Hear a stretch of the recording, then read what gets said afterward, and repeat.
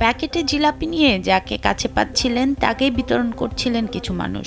তবে এটা কোনো খুশির খবরের জন্য নয়, বরং হাসপাতালের অনিয়ম, ভোগান্তি এবং দালালের দৌরাত্ম্যের প্রতিবাদে জিলাপি বিতরণ করে তাদের মাগফিরাত কামনা করা হয়েছে। স্থানীয় মানুষরা হাসপাতালের সামনে দোয়া মাহফিল ও জিলাপি বিতরণের মাধ্যমে এই ব্যতিক্রমধর্মী প্রতিবাদ জানান। শান্তিপূর্ণ কিন্তু ভিন্নধর্মী আয়োজনটি দ্রুত সকলের নজর কাড়ে। আসলে টিকিট কাউন্টারে দাঁড়াইতে দাঁড়াইতে 1-1.5 ঘন্টা দাঁড়ানো লাগে। এর ভিতরে যারা টিকিট দেয় হেরা উড়ি নাস্তা খাওয়া লাগে 2-3 বার, হেরা যাওয়া লাগে, হেদের বিভিন্ন সমস্যা থাকে। এখন এগুলো নিয়ে আমরা কথা বললে আমাদের ডাক্তাররা রাগ করে কর্মবিরতি পালন করবে, আমাদেরকে জিম্মি করে, তাহলে আমরা যাবো কার কাছে? নিন মজাদার গোলমার্ক পপ, কুড়মুড়ে বাইটে ফুরফুরে লাইফ।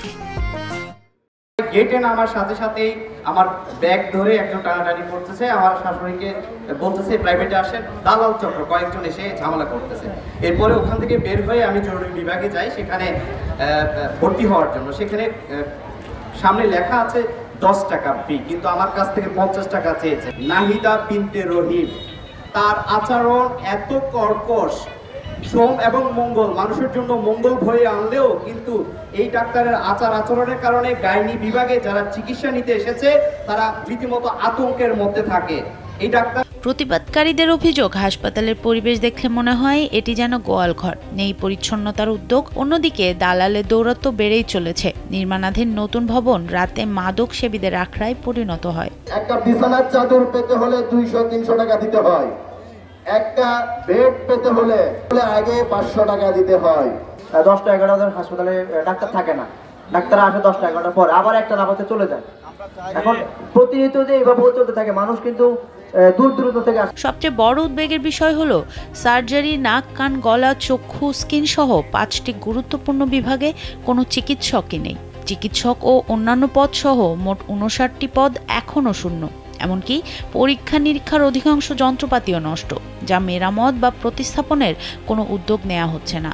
এমন বেহাল অবস্থা লক্ষ্মীপুর সদর হাসপাতালে। 3টে রোগী এক বেডে থাকে, এই হচ্ছে লক্ষ্মীপুর সদর হাসপাতালের অবস্থা। এবং তারা কি করে, রাত্রেবেলা যখন একটা সিট খালি হয়, সিটে খালির পরে তারা একটা সিটকে বিভিন্ন দালালে ওই সিটকে 100 টাকা 200 টাকা করে বিক্রি করে।